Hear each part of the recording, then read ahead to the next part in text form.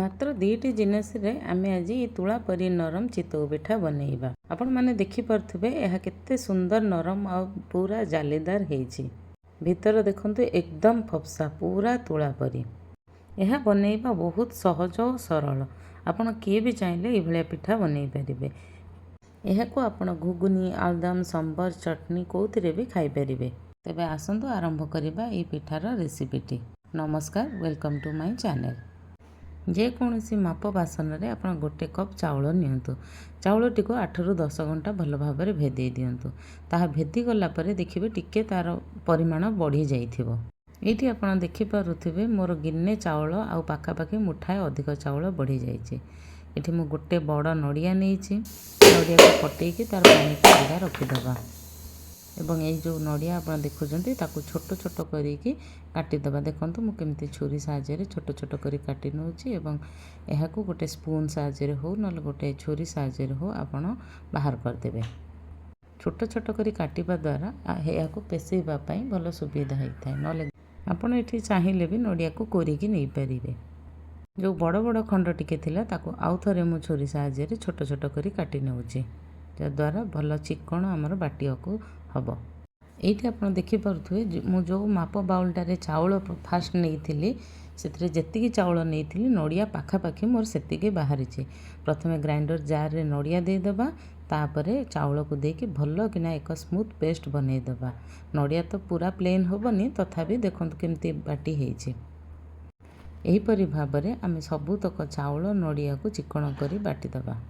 ଏହାକୁ 4ରୁ 5 ଘଣ୍ଟା ଆମେ ଫର୍ମେଣ୍ଟ ହେବା ପାଇଁ ଢାଙ୍କିକି ରଖିଦେବା।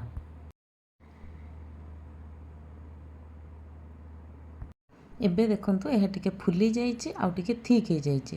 ଆବଶ୍ୟକ ମୁତାବକ ଲୁଣ ଦେବା ଏବଂ ଟିକେ ଏହାକୁ ଆଣକୁ ପତଳା କରିବା ପାଇଁ ଆମେ ଏଥିରେ ନଖ ଉଷୁମ ପାଣି ଦେବା। ଏଠି ମୁଁ କଡ଼େଇ ବସେଇକି ପୁରା ଗରମ କରିନେଇଛି। ହାଲକା ଟିକେ ତେଲ ଦେଇ ଆମେ ଆଣକୁ ଦେବା ଏବଂ ଗୋଟେ ଥାଳିଆ କି ଯେକୌଣସି ପାତ୍ର ଢାଙ୍କି ଦେଇ ଉପରେ ସେଇ ଉଷୁମ ପାଣି ଟିକେ ବୁଲେଇ ଦେବା। 3ରୁ 4 ମିନିଟ୍ ଲୋ ଟୁ ମିଡ଼ିୟମ୍ ଆଞ୍ଚରେ ପିଠାଟି ବନିଯିବ। ଦେଖନ୍ତୁ କେତେ ସୁନ୍ଦର ଫୁଲା ଫୁଲା ପିଠାଟି ବନିଯାଇଛି।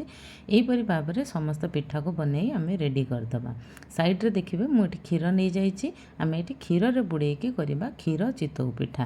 କ୍ଷୀରରେ ଚିନି, ଗୁଜୁରାତି ପକାଇ ଭଲ ଭାବରେ ଗରମ କରିକି ସାଇଡ଼ରେ ରଖିଦେବା। ଏହା ଉପରେ ଆମେ ଗରମ ଗରମ ପିଠାକୁ ପକାଇଦେବା।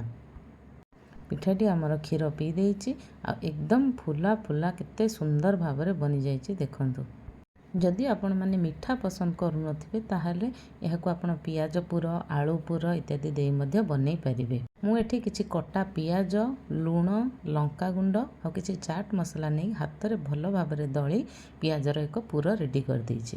ସେଇ ସେମ୍ ଯେଉଁ ଚିତଉ ଆଣକୁ ନେଇ ତାକୁ ପିଆଜ ପୁର ଭଲ ଭାବରେ ଦେଇ ତା ଉପରେ ଆଉ ଟିକେ ନାଗୁରୁ ଆଣ ଦେଇ ତାକୁ ଢାଙ୍କିକି ଯେମିତି ପୂର୍ବ ପରି ଆମେ ପିଠା କରୁଥିଲେ ତାକୁ ଢାଙ୍କିକି ତା ଉପରେ ଟିକେ ଉଷୁମ ପାଣି ଏମିତି ବୁଲେଇ ଦେବା। ଯେମିତି ଆପଣ ଭିଡ଼ିଓରେ ଦେଖୁଛନ୍ତି ଉଷୁମ ପାଣି ବୁଲେଇବା ଦ୍ୱାରା ପିଠାଟି ବଢ଼ିଆ ଫୁଲିଥାଏ।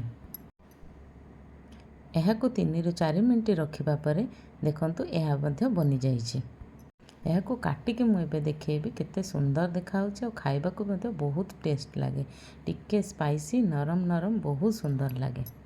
ଏହିପରି ଭାବରେ ଆପଣମାନେ ପିଠା କରି ଖାଆନ୍ତୁ, ଖୁଆନ୍ତୁ।